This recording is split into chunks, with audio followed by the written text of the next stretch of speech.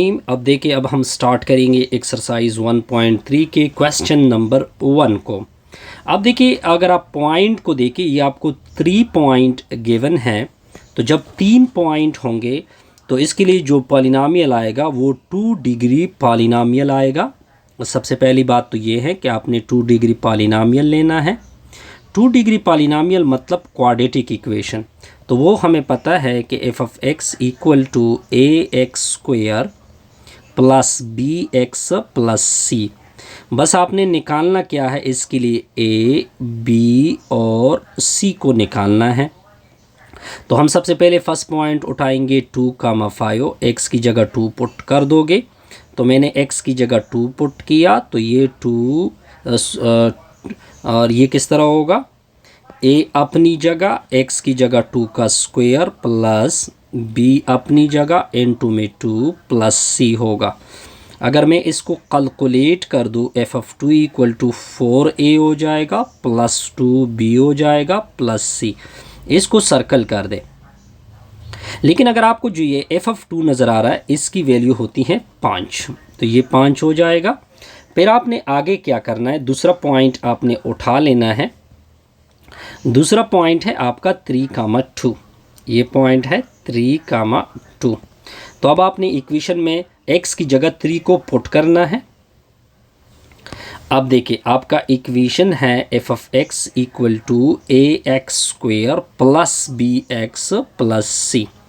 X की जगह 3 को पुट कर दोगे तो इसका मतलब होगा a इंटू 3 का square plus b into 3 plus c. तो ये जो आपको एफ ऑफ 3 नज़र आ रहा है, इसकी वैल्यू 2 होती है। तो इसका रिज़ल्ट होगा 9a plus 3b plus C equal to कितना होगा, 2। इसको भी सर्कल कर दे। अब आपने तीसरा पॉइंट उठा लेना है 4,5। तो आपका इक्वेशन क्या है, F of x equal to A x square plus B x plus c. अब आपने x की जगह 4 को पुट करना होगा, तो x की जगह 4 पुट करेंगे, तो a इंटू 4 का स्क्वायर प्लस 4b हो जाएगा प्लस c। ये जो आपको एफ ऑफ 4 नज़र आ रहा है, इसकी वैल्यू है 5। तो 16a plus 4b plus c equal to क्या होगा, 5। इसको भी सर्कल कर दे। अब आपकी ये 3 इक्वेशन आ गए। एक इक्वेशन आपका ये हो गया ऊपर, और ये नीचे, और ये हो गया। अब आपने इसकी कोफिशिएंट लिखने हैं। क्या लिखने हैं, कोफिशिएंट। तो क्या होगा, आपने इस तरह मैट्रिक्स बनाना होगा। इधर 4 2 4 2 1 5, 4 2 1, और यहाँ पे लकीर खींचोगे जो इक्वलिटी वाली है 5, वो इधर लिखोगे। फिर 9 3 1 9 3 1 2। फिर आपने लिखना है 16 4 1 16 4 1 और 5। बस आपने इसके ऊपर गॉस एलिमिनेशन मेथड को यूज़ करना होगा। गॉस एलिमिनेशन मेथड को क्या करना होगा, यूज़ करना होगा। अब मैं क्या करूँगा, सबसे पहले मैं क्या करूँगा, इस 4 को मैंने 1 बनाना होता है। क्या बनाना होता है, 1 बनाना होता है। तो मैंने 4 को 1 बनाना है, तो मैं क्या करूँगा, R2 से माइनस 9/4 करूँगा, 9/4 R1 करूँगा। तो इससे मेरी 2 चीज़ें खल हो जाएगी। एक तो ये 0 हो जाएगा, ठीक हो गया, क्योंकि हमने R2 को क्या करना है, R2 को 0 करना है, यानी इसकी जगह 0 बनाना है। इसकी जगह क्या बनाना है, इसकी जगह 9 की जगह 0 बनाना है। तो मैं क्या करूँगा, R2 की वैल्यू पुट करूँगा। R2 की वैल्यू है 3 2 क्या होगा 9 3 1 और 2। फिर दरमियान में माइनस 9/4 होगा। अब क्या होगा आगे, 4 2 1 5। अब पहले ये इसके साथ मल्टीप्लाइड होगा, फिर एक दूसरे से सब्ट्रैक्ट होंगे। तो मैं इसका ओवरऑल रिज़ल्ट लिखूँगा। इसका रिज़ल्ट हो जाएगा 0 माइनस 0 माइनस 1.5 माइनस 1.25 माइनस 9.25। ये आपका रिक्वायर्ड सेकेंड रो आ जाएगी।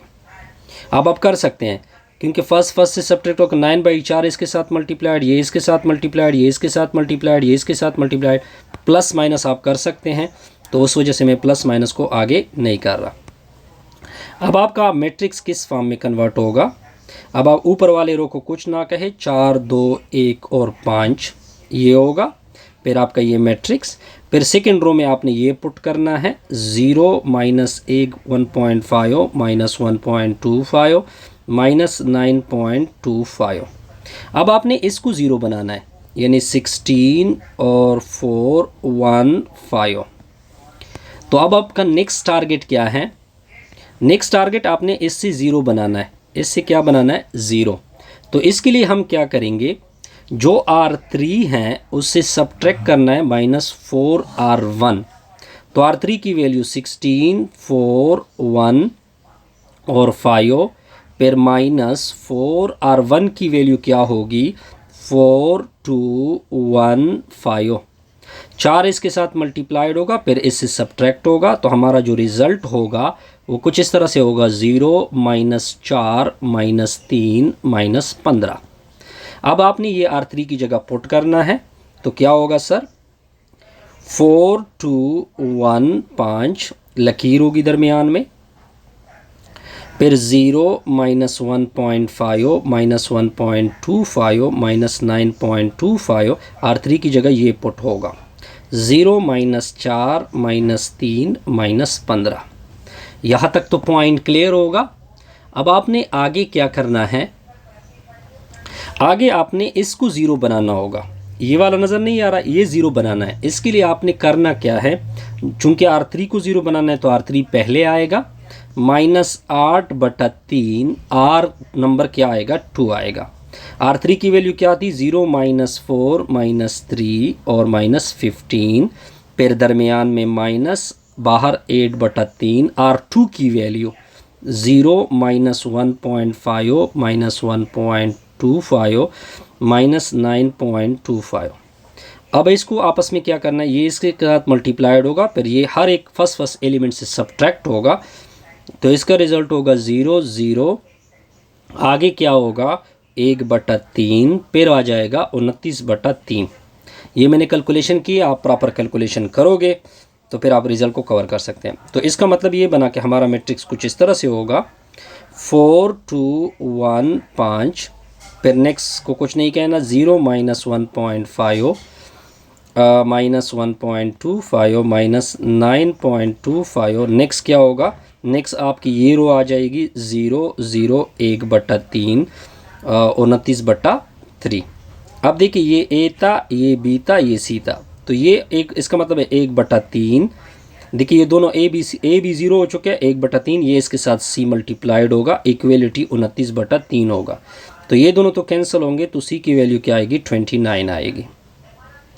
अब आपने ऊपर जाना है। ऊपर अब अगर आप देख सकते हैं, ये 0 हो चुका है, ये -1.5 इसके साथ बी आएगा, ये आपका सी है, -1.25 इसके साथ सी, फिर इक्वलिटी, फिर -9.25। अब सी की ये वाली वैल्यू पुट कर दोगे, -1.b -1.25 इंटू 29 इक्वल टू -9.25। ठीक हो गया जी, यहाँ तक तो आपको बिल्कुल क्लियर होगा। अब देखिए इससे कितना आएगा, इससे आ जाएगा 36 -1.5b, इससे आएगा 36.25 इक्वल टू -9.25। ये उधर इसके साथ ऐड हो जाएगा, तो इसका लमसम आंसर आएगा, इससे आ जाएगा 27। कितना आएगा? 27। फिर -1.25 से डिवाइड 1.5 से डिवाइड कर दोगे तो ये दोनों तो कैंसिल होंगे, तो b की वैल्यू आ जाएगी 18 आएगी। तो देखें, तो b की वैल्यू आपकी 18 हो गई। फिर आपने जाना है फर्स्ट रो की तरफ। फर्स्ट रो में क्या है? a b c, यानी 4a + 2b + c = 5। अब आपने a को छोड़ना है, b की वैल्यू 18 होगी, c की वैल्यू 29 है, = 5 होगा। अब फिर आपने इसकी कैलकुलेशन करनी है।